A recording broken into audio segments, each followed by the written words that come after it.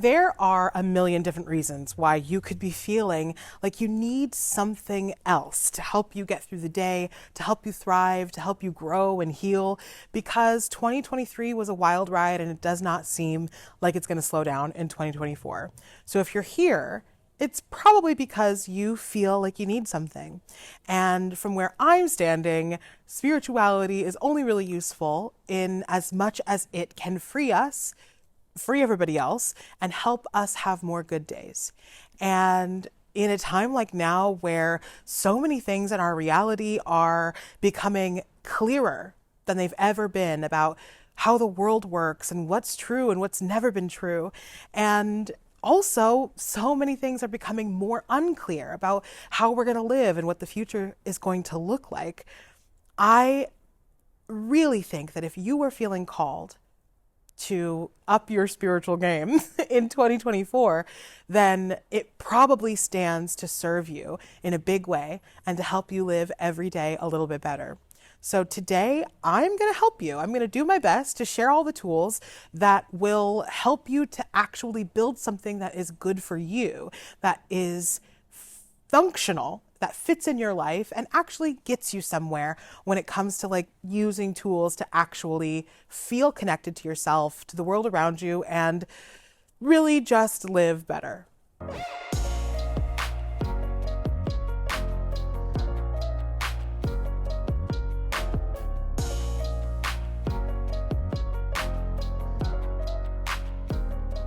Hello and welcome back to It's Queer Magic. If you're new here, hi, I'm Kierbo. Happy to have you. We talk about queerness here. We talk about witchcraft, magic, spirituality. Anything I feel like talking about is on the table. But today we are talking specifically about my like 6-ish tips, tricks for being more spiritual, for building a spiritual routine that actually works for you and is something that you enjoy and can come back to and has impact. So that's what we're going to be talking about today. At some place on the screen, you're going to see the topics.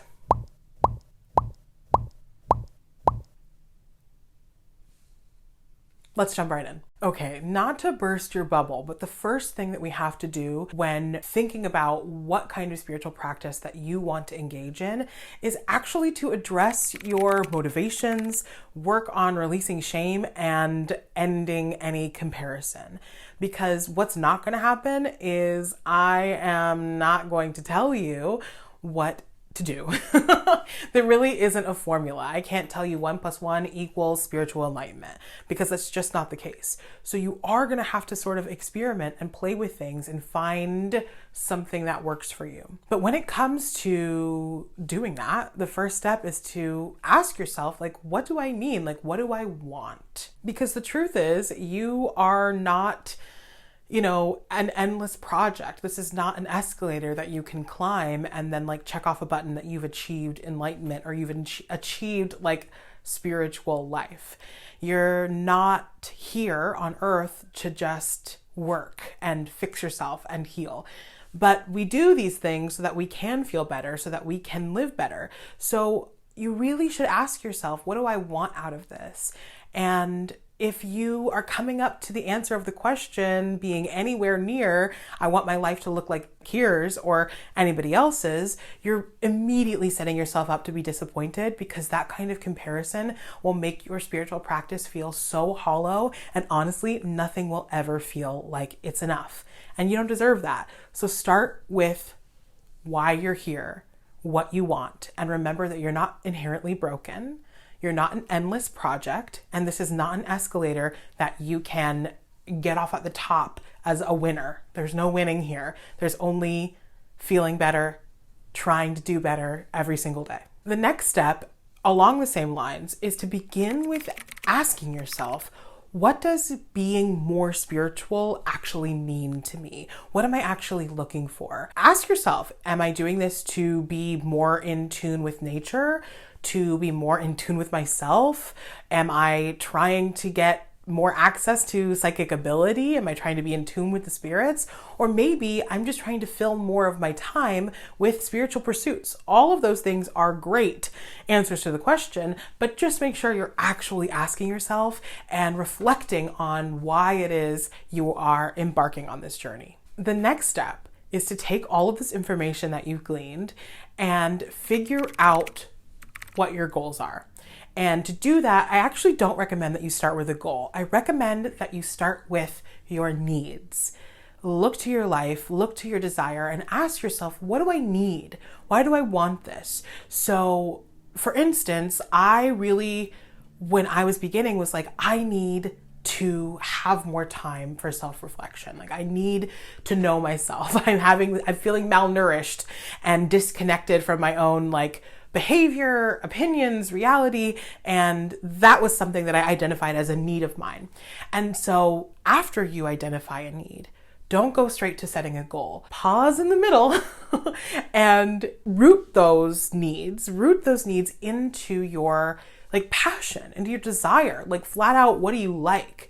So if I am feeling a need for self-reflection time, what do I like? How am I going to want to spend this time? If I don't enjoy journaling, I'm not going to journal and I'm not going to self-reflect, right? If I don't enjoy art or tarot or any of these things, then it's just not going to have an impact. So really taking the time to connect your needs to things that you enjoy, to your passion, will help you set actual goals that you will be able to actually experience and be satisfied with.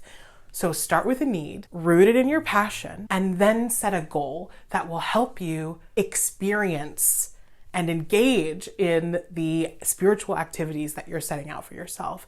So I need reflection time. I love creative journaling, right? And so my goal is to add more creative journaling time to my week, to my day, to my month, to my year, so that I am feeling more spiritually connected in 2024. Now that you have a few goals, making sure to leave room for exploration and things that you would maybe discover that you enjoy or discover that you actually need. Now that you have these things, it's time to define consistency for yourself. Because in my perspective, just like everyone else says, consistency really is key, and that's where you're going to see the growth. But where I sort of disagree with a lot of people is that consistency means one thing particular for all of us, like every day, every week, and we always do it and we never miss it. That's just not realistic for me as a neurodivergent person, as an autistic and ADHD person. That's just not possible for me. There needs to be some kind of wiggle room. And because of that, because I know myself and I understand what is actually possible for me, I'm able to actually make goals and consistency patterns that I'm able to stick to, so I don't start to beat myself up and feel horrible about it. So ask yourself, what's realistic for me to actually stick to? What can I actually make time for? And set yourself more routines that fit in what is actual reality for you. If weekly is not realistic, try bi-weekly. If bi-weekly is not realistic, make time one day in the month to do the things that you know you need for your own spirit to feel well, and try to stick to it.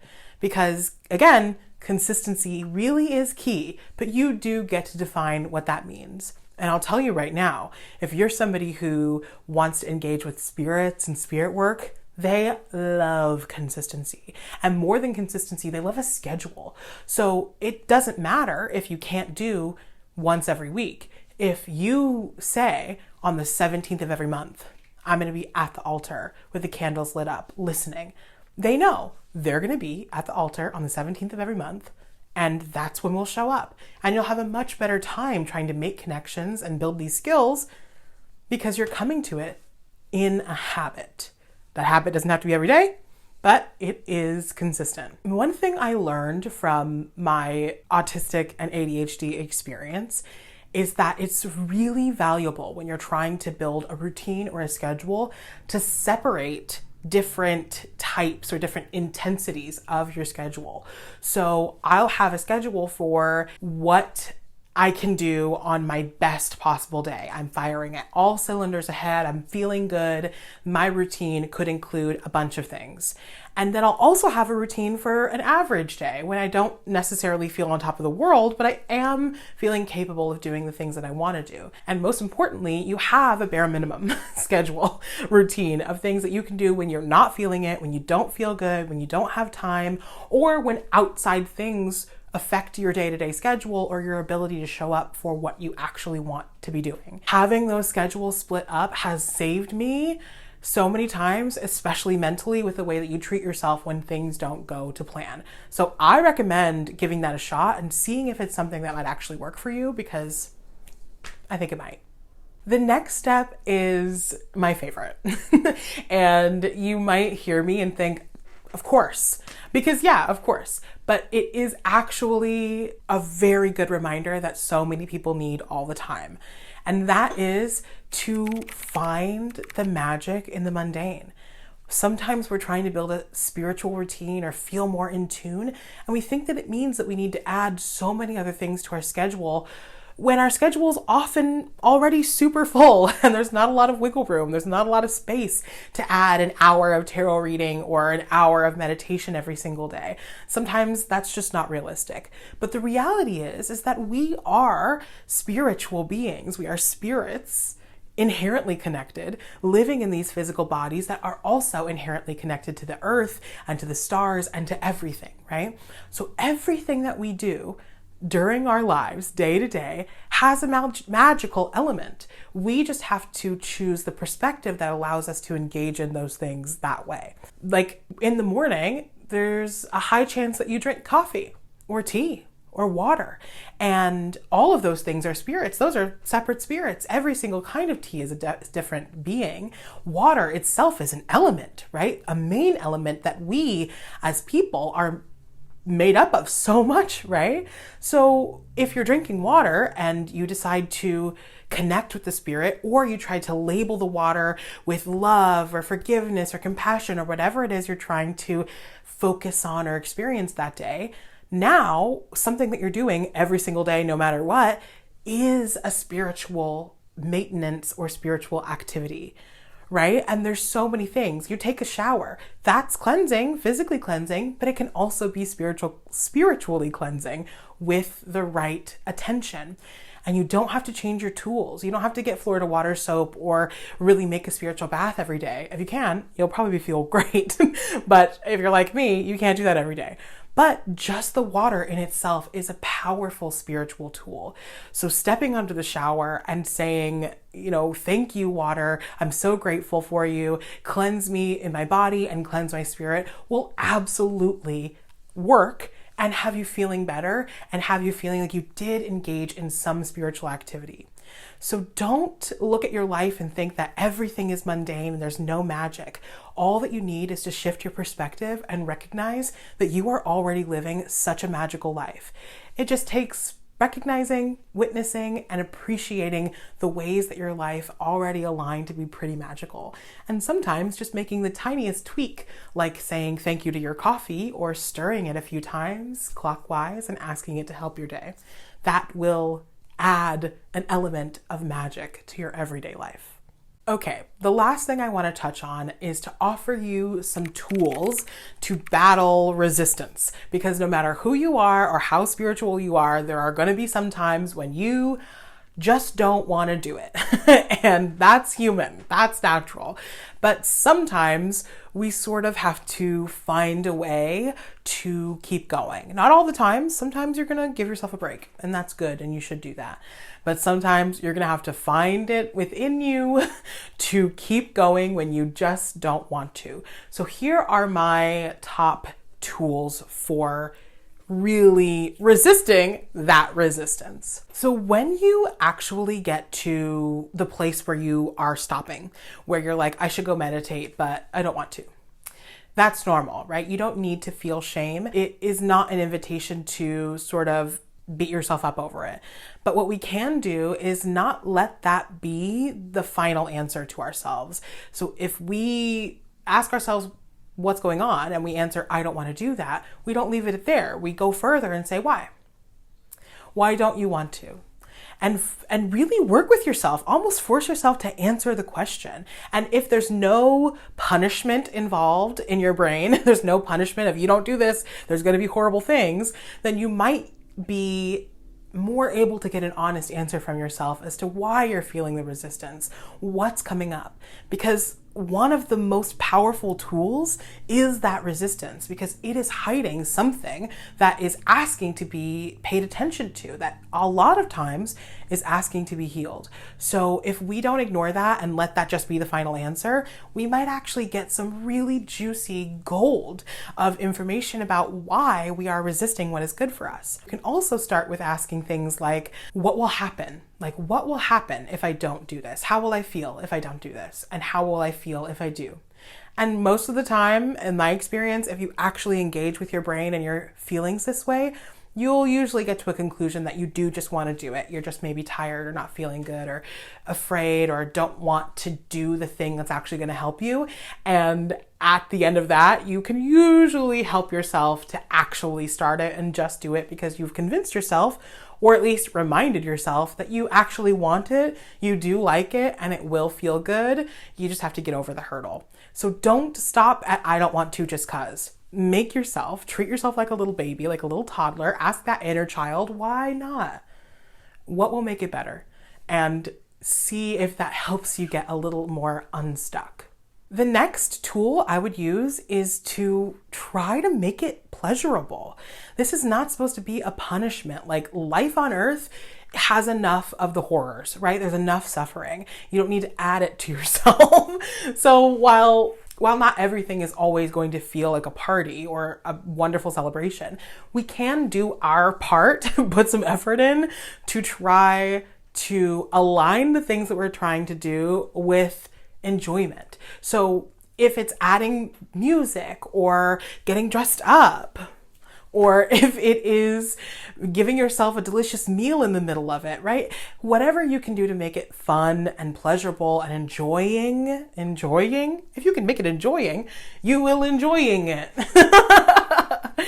Just try to have a good time. It's serious, but it's also not serious, right? The universe is kind of a cosmic joke, and you can find your own punchline and have a party the whole time. That's allowed. That's okay. And if you're just trying to get to meditate and you don't want to do it because you feel antsy, maybe it's a dance meditation instead, right? Maybe it's not sitting still and listening to a guided voice. Maybe you are meditating with exercise. You're meditating with like shaking it. You know what I'm saying? That is powerful. And if it makes it more pleasurable, you're way more likely to do it. And in the same vein, if you're looking to make it pleasurable and there's other stuff that's in the way, what can you do to make it easeful, right? How can you remove obstacles? You're like, I never want to do this meditation because I have to get the meditation chair down and I have to clear the room. Well, maybe earlier than that, I can do it first thing in the morning to get the chair down for later so that it's already done. And I can say like, thank you, past me, you really prepared. Or I can tell the whole family that at this time, I need you to help me by clearing out, right? I don't know your life, but whatever you can do to remove the obstacles and just make it so easy that it's hard to say no, it will be harder to say no. And that will probably work too. I also suggest if you, like me, have like an autistic experience and encounter PDA or pathological demand avoidance, there might be a workaround for you. I'm not guaranteeing it'll work, but it works for me sometimes. So I wanted to make sure to share that. When I'm feeling resistance to do a thing because I'm supposed to, or I feel like a demand, whether it is from somebody outside of me, my guides and guardians, or even my past self, like wrote down on the schedule that this is what's happening, now I can sort of feel like that's a demand and I don't want to do it. What I can do is sort of flip the script in my mind, and this might be silly, but it works for me. Flip the script in my mind and be like, okay, my body's actually demanding me not to do this when all the rest of me wants to do this. And so now I've sort of changed the perspective to where the demand that I'm avoiding is the demand to not do it. Like the PDA is trying to tell me how to live my life. No way. No. I'm going to do what I'm going to do despite that. And now I'm sort of shifted the energy, shifted the perspective of this is the thing I don't want to do to this is the thing I don't want to do. Like I don't want to listen to that PDA because it is demanding that I do something else. And I'm not doing that. I'm doing what I want to do. Maybe it'll help you. It is a silly little workaround. I don't know if anyone else has ever tried it, but it's worked for me. So hopefully it will be of some assistance for you too. Okay, my last tip is the one that is more grounded and rooted in our will and effort, right? Because sometimes we just don't want to do the things that are going to be good for us because we don't feel it, because we are sometimes committed to the suffering, or sometimes we're afraid of healing. And that's a normal thing. That's a natural feeling. And it is okay. But because of that, we sometimes do have to work with ourselves and push ourselves and do hard things and do the thing we don't want to do. And remember that that's courage, right? That's strength, that's bravery, that's true strength.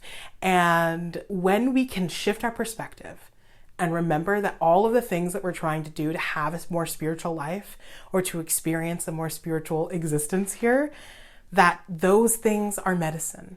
When we remember that those things are our medicine, then sometimes we can sort of swallow the pill we don't want to swallow, right? Because around these parts, at Square Magic, me and you, we take our medicine, right? We take our medicine.